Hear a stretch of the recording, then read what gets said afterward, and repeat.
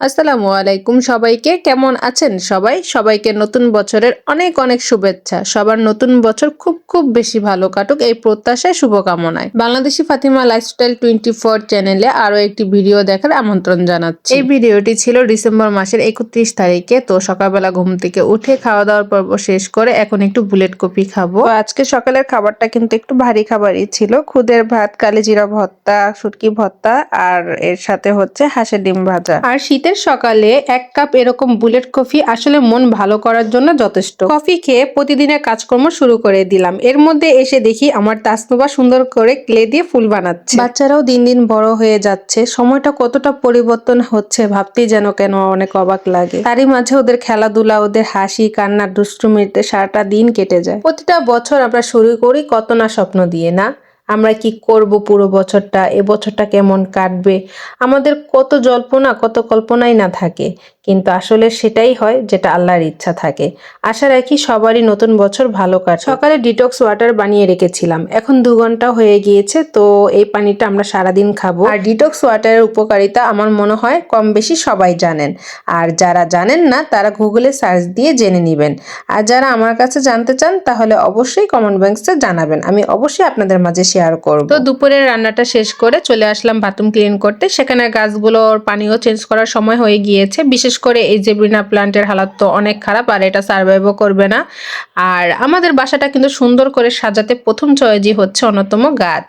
এটা আমরা অনেকেই পছন্দ করে থাকি, কিন্তু শহরের ব্যালকনিতে গাছ লাগানোর জন্য মাটি অ্যারেঞ্জ করাটা অনেক সময় একটু টাফ হয়ে যায়। তো আমার মতো যারা গাছ পছন্দ করেন তারা এভাবে করে পানিতে গাছ লাগাতে পারেন। 5-6 দিন পর পর আমি হচ্ছে পানিটা পরিষ্কার করে থাকি। কাচের বোতল বা প্লাস্টিকের বোতলগুলো খুব ভালোভাবে ক্লিন করে নিচ্ছি। তারপর খুব ভালোভাবে পাতাগুলোকে শাওয়ার করে দিব। এই যে দেখতে পাচ্ছেন আমি এই অ্যালোভেরা পাতাটাকে পানি দিয়ে পরিষ্কার করছি। আপনারা জানলে অবাক হবেন, আমি এই অ্যালোভেরা গাছটি প্রায় 1.5 মাস যাবত এই পটটিতে আছে। আমি শুধু 5-6 দিন পর পর পানি চেঞ্জ করে ক্লিন করে নেই। শুধু এই গাছটি নয়, এই যে দেখতে পাচ্ছ স্নেক প্লান্ট, এটাকেও আমি একই দিনে পানিতে রেখেছি।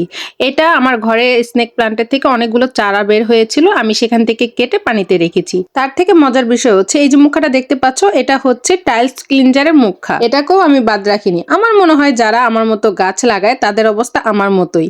যাই হোক, অনেক কথাই বলে ফেললাম। আসো তোমাদের সাথে একটি জামার ডিজাইন, না মেক্সির ডিজাইন শেয়ার করা যাক। এটা হচ্ছে আমার আম্মুর মেক্সি, আমার আম্মু নিজেই মেকিং করেছে। এটা কিন্তু খুবই সুন্দর হয়েছে। ফেব্রিক্সের কালার, ফেব্রিক্সের ডিজাইন, লেস আমার কাছে খুবই ভালো লেগেছিল। আর দেখেন নেক ডিজাইনটা কত সুন্দর হয়েছে। নেক ডিজাইনটা কিন্তু ভি শেপের মধ্যে এরকম লেস দিয়ে ডিজাইনটা করেছে। তার থেকেও বেশি ভালো লেগেছে এই হাতার ডিজাইনটা। এটা কি নাম হাতাটার আমার জানা নাই, কিন্তু ডিজাইনটা আমার কাছে খুবই ভালো লেগেছে। আর এই মেক্সিটার এত পরিমাণের ঘের হয়েছে, আমার আম্মু সবসময় এরকম কুচি দিয়ে ঘেরওয়ালা মেক্সি পরে থাকে। আর এই মেক্সি ডিজাইনটা কার কাছে কিরকম লেগেছে অবশ্যই আমাকে কমেন্ট বক্সে জানাবেন। এদিকে আমার ছেলে 31st ডে উপলক্ষে ফ্রিজে ছিল তেলাপিয়া মাছ, সেটা বের করে ওর বৌমা হচ্ছে ওর চাচি আর ফুপুকে ডেকে মাছ বারবিকিউ করবে সেগুলোর প্রস্তুতি নিচ্ছিল। ফ্রিজে আস্ত মুরগি ছিল না, থাকলে সেটাই বের করে চিন্তা ভাবনা করতো। আমাকে বলেছিল, কিন্তু এগুলোতে আমি রাজি হইনি, কারণ গত বছর 31st ডে আমার একটা খুব ব্যাড স্মরণীয় একটা দিন ছিল, সেটার কথা নাই বলি। তার জন্য এগুলো করার মতো মন মানসিকতাও আমার ছিল না। কিন্তু বাচ্চা মানুষ, প্রতিটা ছাদে কমবেশ সবাই এগুলো বারবিকিউ করে। ওরা সবাই মিলে এগুলো গুজগাছ করছিল। তো বিকেলে নাস্তা হিসেবে নুডলস খেয়েছিলাম। এগুলো করতে করতে রাত 8:30টার মতো বেজে গিয়েছিল। তো সবাই মিলে আবার রুটি বানানোর প্রস্তুতি নিচ্ছে।